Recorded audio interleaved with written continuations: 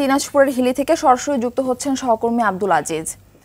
আজিজ, যেটা দেখছিলাম যে প্রতিদিনই 25 থেকে 30টা মুরগি মারা যাচ্ছে, তো নিশ্চয়ই খামারিরা বড় রকমের একটি লোকসানের মুখে পড়তে যাচ্ছে। তো এই বিষয়ে খামারিরা কি বলছেন, জানাবেন বিস্তারিত। 1, 2, 3 ঢাকায় জমি জিতে নিন 100% ক্যাশব্যাক সহ 20 কোটি টাকার পুরস্কার।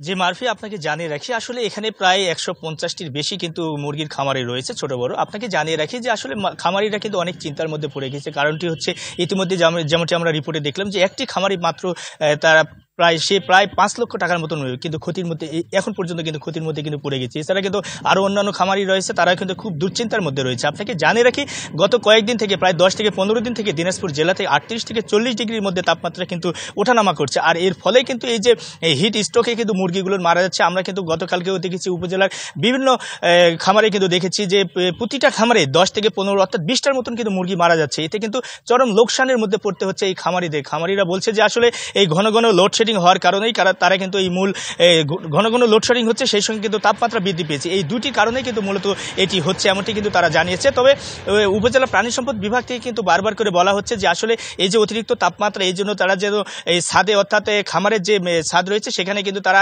গরম ঠান্ডা পানি বা পাটের যে বস্তা রয়েছে সেগুলো এবং খড় কিন্তু দিয়ে পানি ছিটানো কিন্তু বারবার কিন্তু বলে দিয়েছে। তবে এছাড়া কিন্তু তারা বলছে যে আসলে স্প্রে যেন দিনে যেমন আগে 2-1 বার কিন্তু স্প্রে করা হতো, সেটি কিন্তু 3 থেকে 4 বার যেন ঠান্ডা পানি দিয়ে তারা স্প্রে করে। এছাড়া কিন্তু খাবার যে স্যালাইন রয়েছে মুরগিদের সেগুলো কিন্তু দেয়। এছাড়া কিন্তু বলা হচ্ছে যে আসলে মুরগিকে যে আগে যেরকম বেশি পরিমাণ খাবার দিত সেটি কিন্তু এখন অল্প পরিমাণ খাবার দিতে বলা হচ্ছে। সেটিও যখন তাপমাত্রা কম থাকবে অর্থাৎ রাতে এবং শেষ রাতের দিকে তারা কিন্তু খাবার দেওয়ার কিন্তু একটা পরিবেশ বা বলা হচ্ছে, বারবার করে বলতেছে উপজেলা প্রাণী সম্পদ থেকে। তবে আপনাকে জানিয়ে রাখি যে এই যে হিট স্ট্রোকের কারণে বা অতিরিক্ত তাপমাত্রার কারণে কিন্তু মুরগি কিন্তু অনেকটা ডিম উৎপাদন সেটি কিন্তু ব্যাহত হচ্ছে।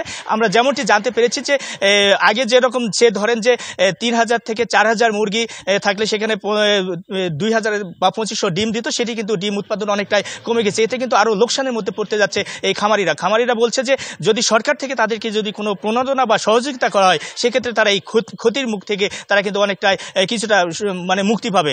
তো মারফি, এখন পর্যন্ত এই ছিল আমার কাছে দিনাজপুরের হিলি থেকে মুরগির খামার নিয়ে সর্বশেষ পরিস্থিতি।